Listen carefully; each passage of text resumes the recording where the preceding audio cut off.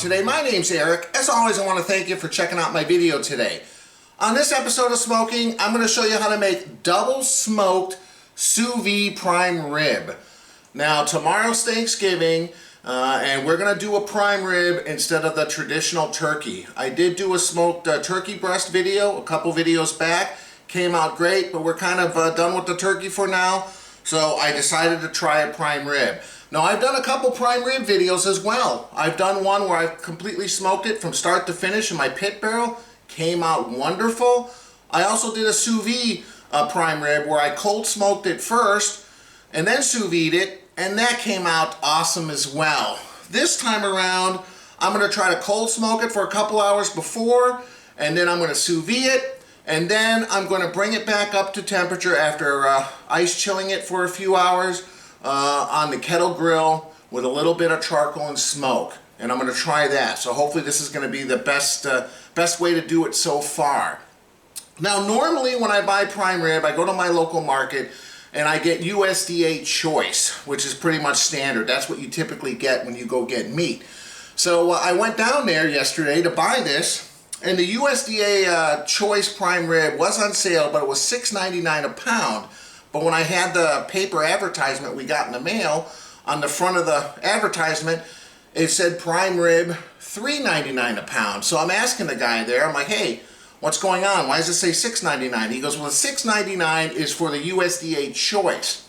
But we have USDA select for $3.99 a pound.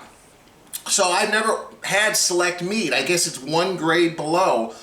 And you know what? I asked him, I said, what's your honest opinion? And he said, well, you know what? It's still the same cut of meat. It might have a little less flavoring. He asked me how I was going to be cooking it. And I told him I was going to be smoking it and sous vide cooking it.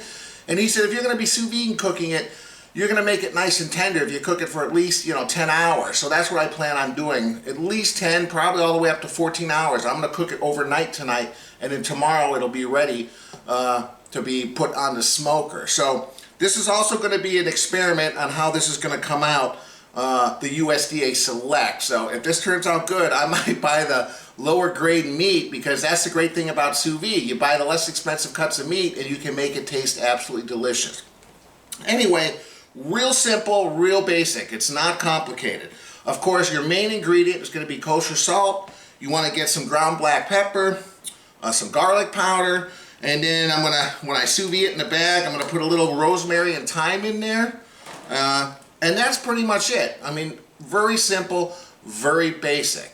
So stick around. I'm gonna show you how to do this step by step.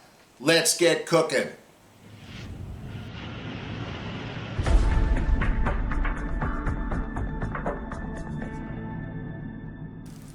Okay, the first thing we want to do is to season it before we put it outside and cold smoke it. Now, normally in the past, I've never trimmed my prime rib. They've been trimmed. But the fact that I went for a 4-bone, 10-pound prime rib that the guy didn't have in the case, he went out back and sliced one for me.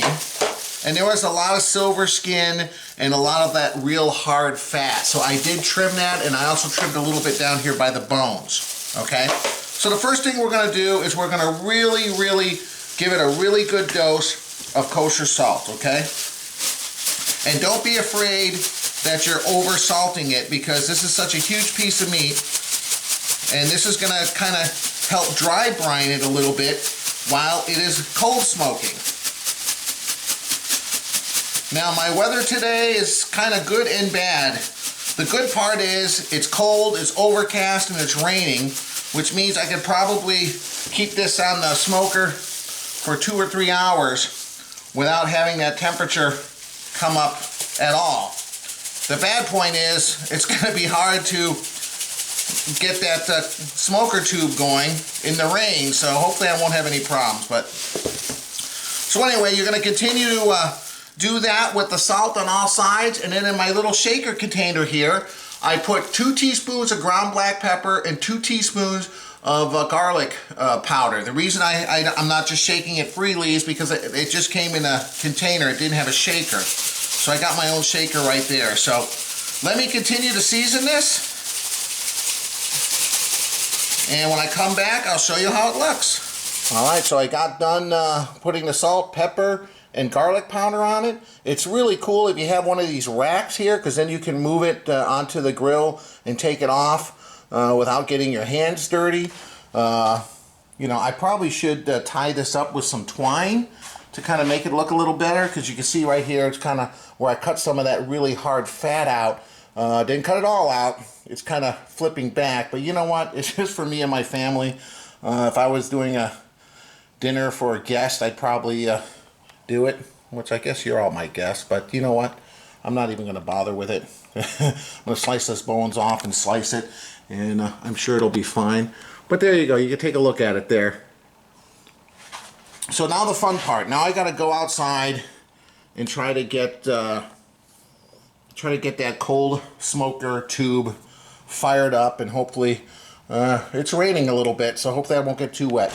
I'll meet you guys outside. Alright, I've gone over this a few times before in some of my other videos, but how I cold smoke is I got this tube here. I bought it from Target. I think it was like 15 bucks. But you put these little pellets in it, which are for basically pellet grills. These are apple pellets. You can buy different flavors. And, you know, for this purpose, it's just going to add a couple hours of smoke. So I've already filled up this tube with the pellets. You can tell it's raining here. We got storm watch in California. I know I shouldn't complain compared to other parts of the country right now. But I put one of these starter cubes in here, mainly because it's raining. Like so. And we're just going to I don't want to put that prime rib on until that starter cube is completely burned out, because I don't want any of that artificial kind of flavor on my prime rib. Okay, so I'm going to put the cover on it. Well, you know what? I'm just going to leave it like this.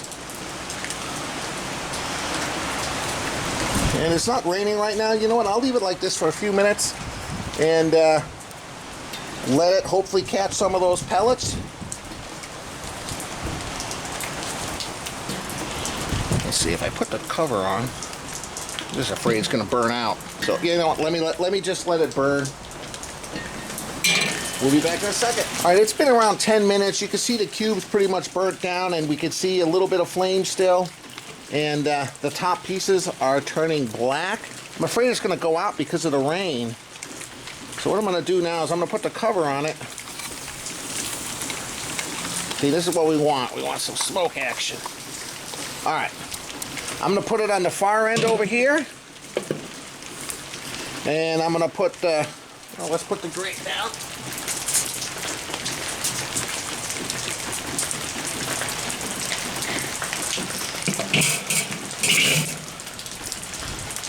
And I'm going to put the prime rib over here with the vent over there. We'll keep this open, get some smoke going. I'll be back in a second. All right, guys, as you can see, I got that smoker tube. Some smoke's coming out. I got the prime rib on here. It is raining. I'm going to put the lid on. Yeah, there's a little bit of smoke. I don't want it to go out with the getting wet. So you're going to put the cover on. Make sure the vent is fully open on the side of the meat, and the smoke tube's on the other side, because the smoke's going to go across and come out here. I might close this just a little bit because I don't want it to too much water to come in. But that's it. I'm going to keep a good eye on it too, because it is raining, and just in case that tube goes out, I'll come out and restart it with the torch. I'll just stick it in the hole there and get those pellets going. But it's nice and cold out here. There's no reason I can't keep this out here for 2 to 3 hours, depending on the weather. Hopefully it cooperates. But that's it, guys. So I'm going to go inside, dry off, and we'll be back shortly. All right, guys, it's been around 25 minutes. It did go out. I had to come out again a third time with the torch, but I really, you know, put the torch on it for a good 5 minutes to make sure it was really lit, and it was smoking real good. Just keep an eye on it. Because even in perfect weather, sometimes those tubes go out. You know, you want to make sure it's going. As you can see, I got a light smoke coming out here, which is perfect. So that's it. I'm going to try to let this go for at least 2 hours. Maybe I'll push it. It's certainly cold enough out here that I don't have to worry about starting to cook this prime rib at all. So maybe I'll go up to 3. You know, we'll just we'll see how it looks. I'll come out in around at the hour and 10-minute, hour and 20-minute mark. We'll take a look at it, maybe turn it around and go from there. In the meantime, I'm going to go inside and dry off. All right, it's been just around an hour and 5 minutes. You can see there's still a light smoke. Let me see how it's looking here. Ooh, looking good. You can tell it's taking a little bit of smoke color. Okay, so I'm just going to turn this around, and we'll continue to let it smoke. You can see the tube's doing well. Perfect. All right, we're exactly at 2.5 hours. I think I'm gonna call it a day. Let's take a look here.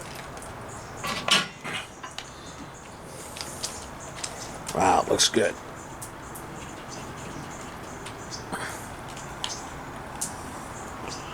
All right, it's done. I'll take it inside.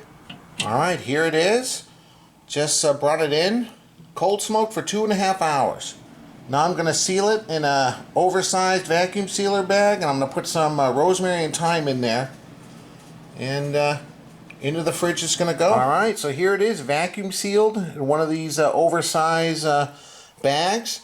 Now you can see I put some fresh rosemary inside on top and some fresh thyme here. And as this cooks, it's going to add some flavor to the stock, which I'm going to use to make like an au jus gravy, because that fat's going to render down. Now I'm going to cook this as long as possible, and being that it's a you know, the cut that it is, I don't want to go too much to change the consistency. You can go anywhere between 6 and 14 hours on one of these, and since this is a select piece, I think I'm going to go 14 hours. So I'm going to put it in around 7 o'clock tonight, and then it'll be ready tomorrow at 9 a.m. to take out, and then I'll ice chill it until dinner time, when I'm going to heat it up back on the kettle grill. So there you go. I'm going to put this right in the fridge just like this. It's still cold, and hopefully being vacuum sealed, some of that smoke flavor will kind of have a chance to kind of mellow out in the meat. All right, welcome back. Beverage review time. I'm trying out Chihuahua Cerveza, 6.5 alcohol, strong lager. It's a premium Mexican style strong lager. Dixie says she wants some. And I guess that dog's name is Rico. I didn't know this. I looked this beer up. Chihuahua actually is a county or a state in Mexico. And that's the smallest dog breed, Chihuahua, for those of you that don't know. This is made by Chihuahua Brewing Company, Buellton, California, which is up by Solvang. So that's what I'm having, and this is my son Kyle. Say hi. Hi. He's trying Jarritos. Why do you always say it like that? Jarritos. Jarritos. Tamarind or tamarind. I'm not sure. Natural flavored soda with real sugar. Tamarind? Okay. Which I looked up online. I didn't know what it is. It's actually a root, I guess, that supposedly has some kind of good properties. Tamarind, tamarod, ta-na-na-na-na-na-na, Batman? I don't know. I have no idea how it tastes like, or... Tamarind, give it a smell, see? Ta-na-na-na-na. Well, you've tried a lot of these. That's a Mexican soda company. You've tried a lot of theirs, and you've really liked theirs. What the? Okay, this looks like a Mexican beer, Cerveza. It smells like mangoes, kinda. Does it? Very light. Let's see. Let me see. Can I see? No, it's like, it smells like tamarind. What does it taste like? It tastes like tamarind. I don't know what that is, so. Alright guys, as always, I appreciate you watching my video. Thank you. Cheers. Alright, Kyle, cheers. What's it smell like to you? I just said mangoes. Mango? Okay. This just smells like a very light beer smell. No hops, no nothing, which is typical with Mexican beer. Cheers.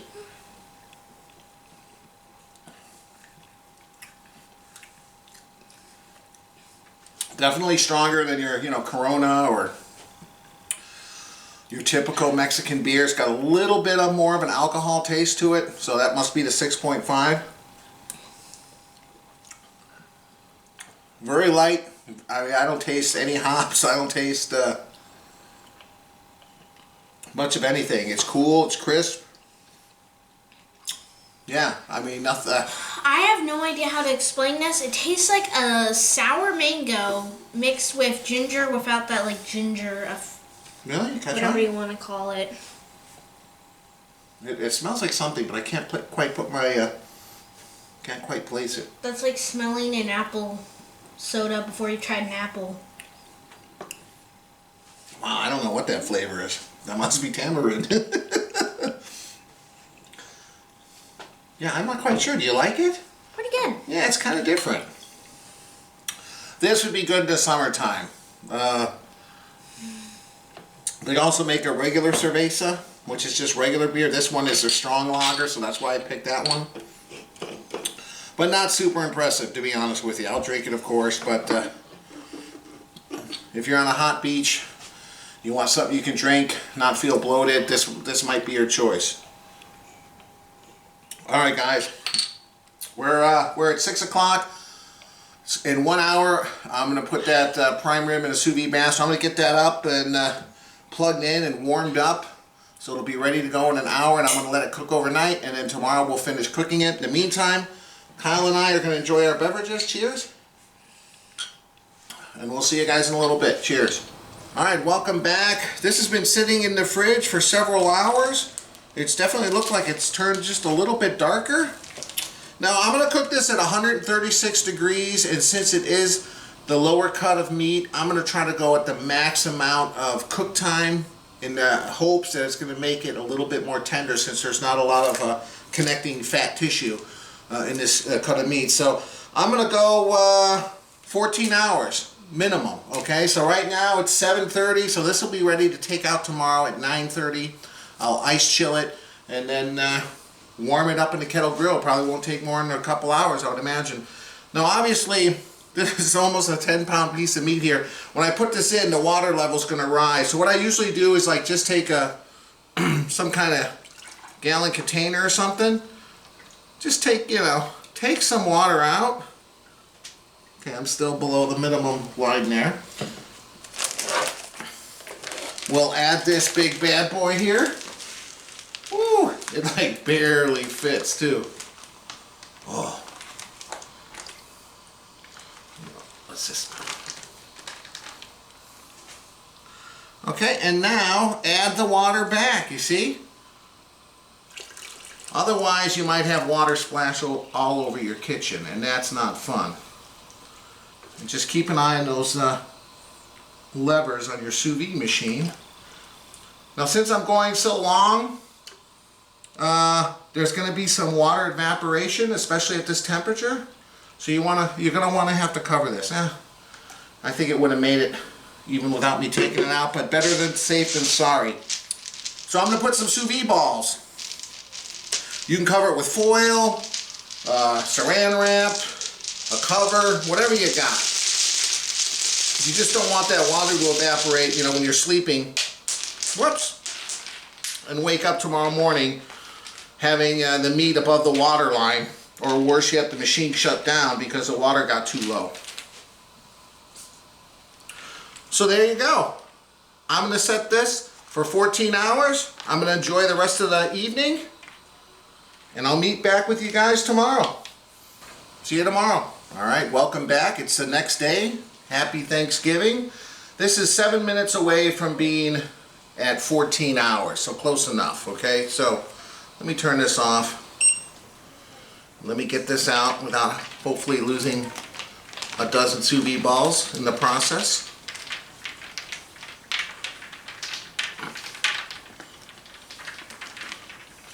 Oh, I could smell the smoke. Oh, look at that. All right.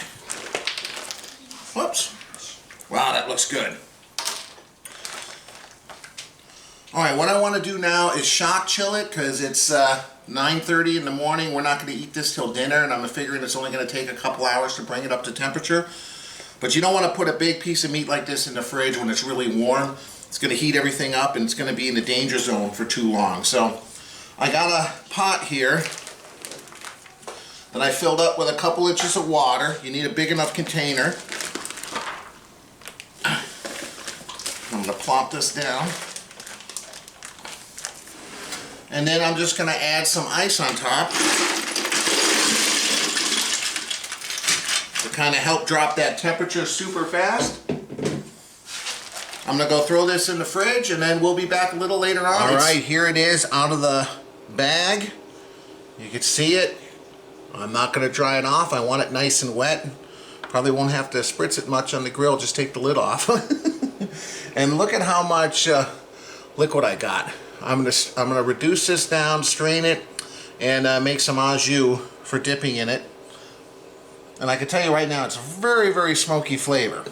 So that that initial smoke I did yesterday really adhered to it, because I could certainly smell it. I think I'm just gonna lightly season it again with a little bit of black pepper, and that's about it. I'm gonna go put it on the grill as soon as it's warmed up a little bit. See you guys outside. Alright guys, it's crazy raining here. I don't know if my camera is waterproof, but I'll give you a quick look here. Woo. I'm just trying to keep the fire going. Okay, I got the prime rib on one side. I did lid up. I just threw some wood on there just to increase the temperature. Man, oh man. Well, even smoking in the rain's better than the day at work, so I won't complain. I'm just going to let it go. I'll come out and check it a little bit. Hopefully this will calm down a little bit. Oh, it's looking good. Yeah, you know what? I'm going to spin it around because we're getting some color over here. All right, let me see if I can spin this around.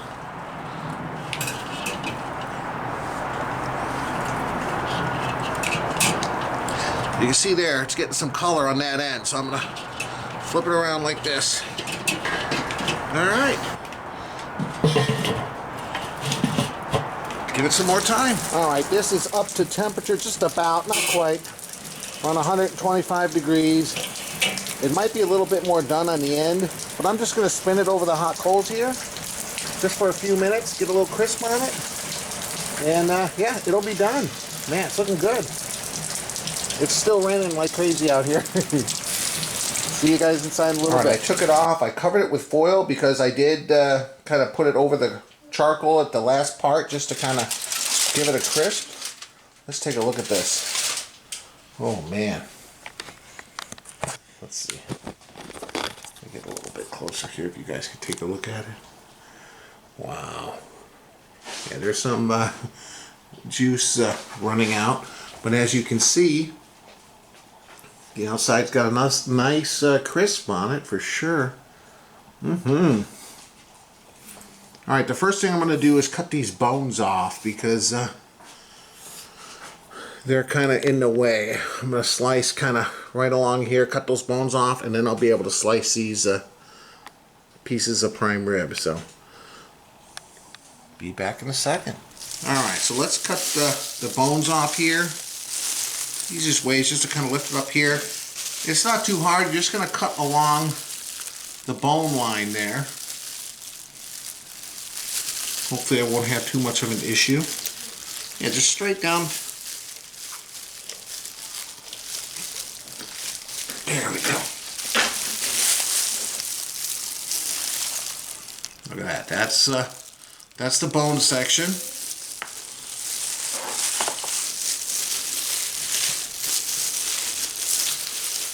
I'll show you the underside of the prime rib right now. Look at that. Holy moly. Alright.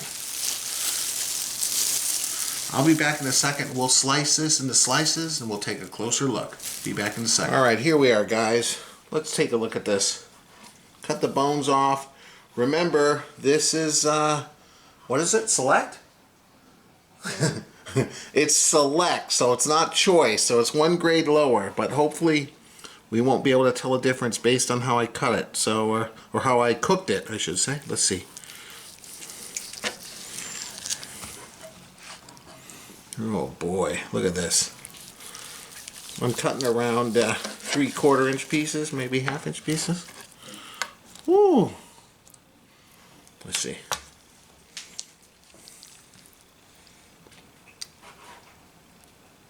There you go, guys. Look at that. Wow. All right.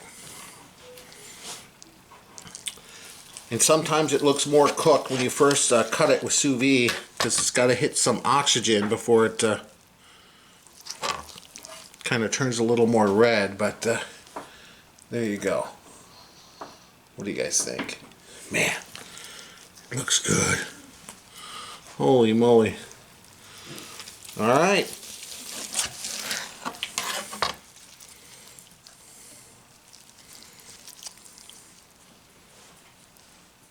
There's a little bit of a shadow from the camera, but wow.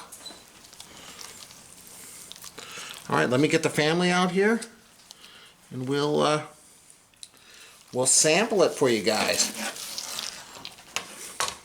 You know what? $3.99 select. Yeah, I'll take it when you can cook it like this. Look at this. Wow. All right, we'll be back in a second. All right, guys, here you go. Just letting it sit here.